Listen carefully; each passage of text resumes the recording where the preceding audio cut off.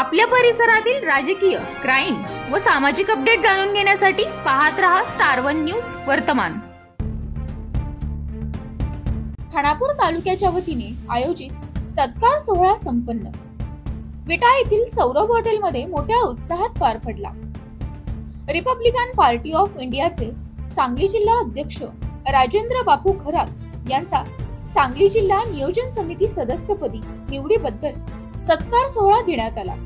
यावेळी मुंबई माजी पोलीस अधिकारी तथा रिपब्लिकन पक्षाचे तालुकाध्यक्ष माननीय नवनीत लोंढे यांच्या हस्ते जिल्हाध्यक्ष राजेंद्र बापू खरात यांचा सत्कार करण्यात आला।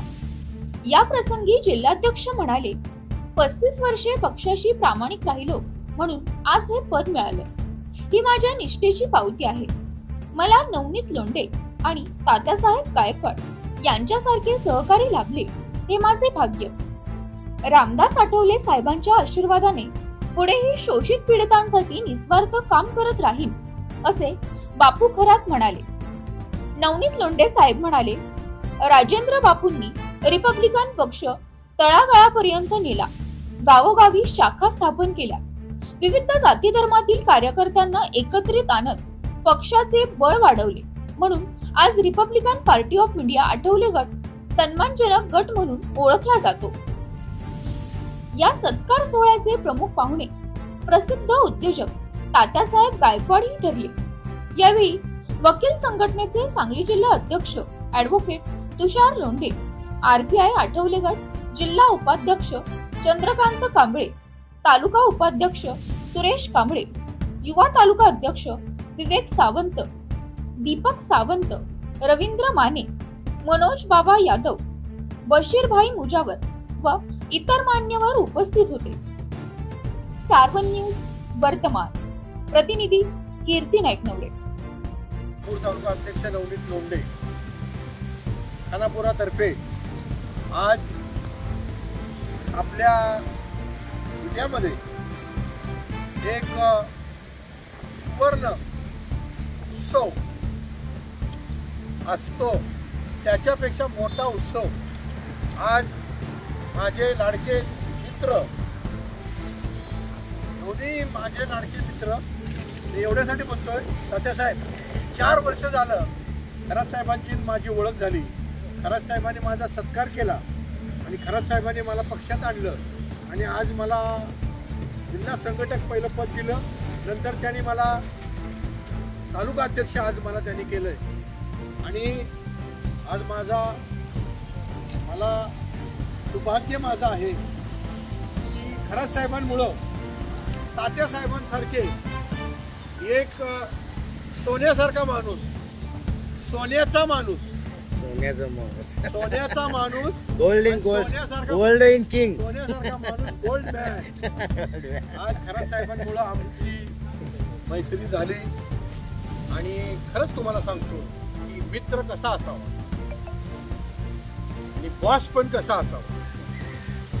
Is a boss, is a मित्र, हे दोन्ही पण वेळ प्रसंगी रागवायचं कसं, भडकायचं कसं, बॉस कसं शिकावं।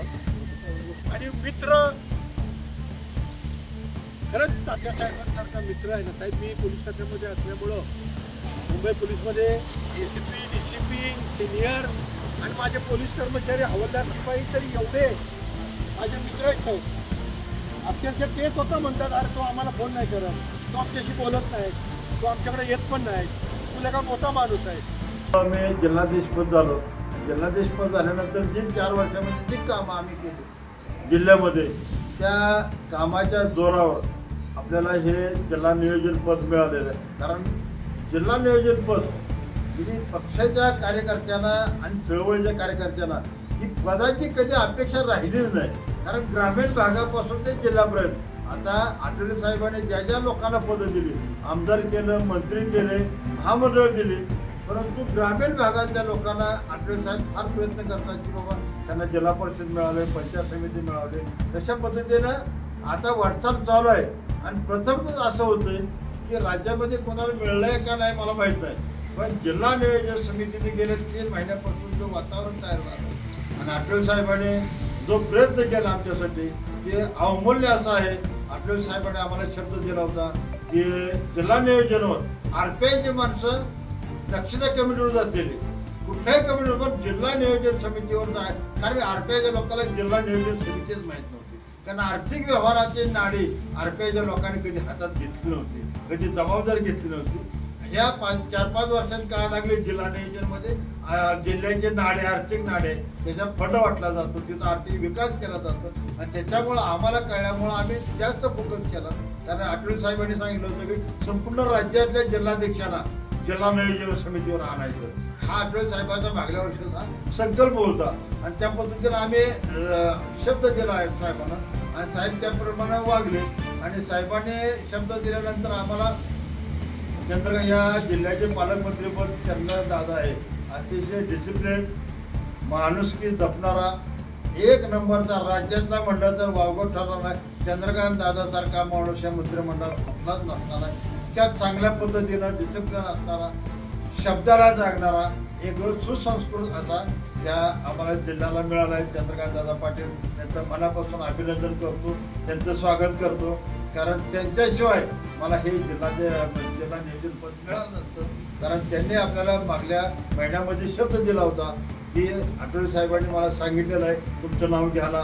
आज किती कुणाची शिफारस आल्या, कुणी काही म्हणलं तर मी तुम्हाला सोडणार नाही, अशा पद्धतीने शब्द दिला. त्याच पद्धतीनं चंद्रकांत दादांच्या मिटिंगला गेल्या 2 महिन्यापासून समीर दादा कदम हे जनसुराजचे नेते आहेत, महाराष्ट्र प्रदेश युवक अध्यक्ष आहेत. त्यांनी त्यांचे आमचे ओळख झाले 2 महिन्यापूर्वी. आणि याचे माणूस असा आहे की त्यांनी सुद्धा वाचनात जागणारा माणूस आहे. एक 2 महिन्याच्या कालावधीत आमचं इतकं प्रेम एकामेकावर जुळलं, इतकं प्रेम जुळलं की त्याने शब्द दिला, बापू तुम्ही आपण दोघं मिळून जिल्हा नियोजन जायचं एवढं डोक्यात ठेवा. हे दादाला म्हणलं, दादा आपल्याला मग आपले काय फारशी म्हणजे ताकद नाही किंवा आपण काय कोणाच्यावर आपल्याला वशिला नाही. एक मग आठवले साहेब सोडले तर आपल्याला कोण नाही, कारण आपल्याला बॉस नाही. कारण हे रस्ते महाराष्ट्र भाजपमध्ये आहेत, अजित पवार गटामध्ये आहेत, परत शिवसेनेमध्ये येते. आपल्याला स्थान मिळतं का नाही, शेवटच्या क्षणापर्यंत आपल्याला धाकटूक होते. परंतु समीर दादानं आपल्याला इतका मोठा पाठिंबा दिला, इतकं मोठं बळ दिलं की तुम्हाला मी घेतल्याशिवाय आज जाणार नाही, अशा पद्धतीने त्यांनी खोडबाद बांधल्यामुळं हे दिवस आपल्याला चंद्रकांत दादा पी यादव साहेबांनी आपल्याला फोन करून सांगितले तुमची जिल्हा निवड झालेली आहे, तुम्ही उद्याच्या बैठकीला या. ह्या नियोजनाच्या बैठकीला नियोजन मिळावं म्हणून की जे माझ्या मागे असणारे आमचे नवनीत लोंढे आहेत, ॲडव्होकेट तुषार लोंढे आहेत, आमचा पुण्यावरून आलेले आमचे सुरेश वाघमारे, माझा भाचा विशाल काटे, आणि आता ज्याने मन भरून आलं ते आमचे विवेक सावंत.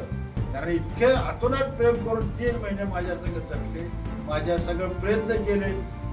त्यांना इतकं वाटत तुम्ही काय वाटतं ते करा, परंतु हा जिल्हा नियोजन पद तुम्हाला मिळवा. तुम्हाला पद मिळलं की आम्हाला समाधान होईल किंवा तालुक्याचा विकास होईल, जिल्हा विकास होईल. त्याच्यामुळं ही पद आपल्याला सगळ्याच्या, तुमच्या सगळ्याच्या प्रेरणेनं, सगळ्याच्या आपण उदात्तीकरण करून एक मनोभावे लोकांची सेवा केली, पक्षाची सेवा केली. आपण एक झेंडा, एक नेता अशा पद्धतीनं वागल्यामुळं आपल्याला हे पद मिळालेलं आहे. फार कष्टाचं मिळालं आहे. त्याचा नक्कीच आपल्याला ह्या सांगली जिल्ह्याच्या आरपीआयच्या पक्षाच्या कार्यकर्त्यांना समाजासाठी नक्की याचा वापर करून त्याचा योग्य वापर करणार आहे. अशा बातम्या पाहण्यासाठी आमच्या चॅनेलला लाईक, शेअर, सबस्क्राईब करा.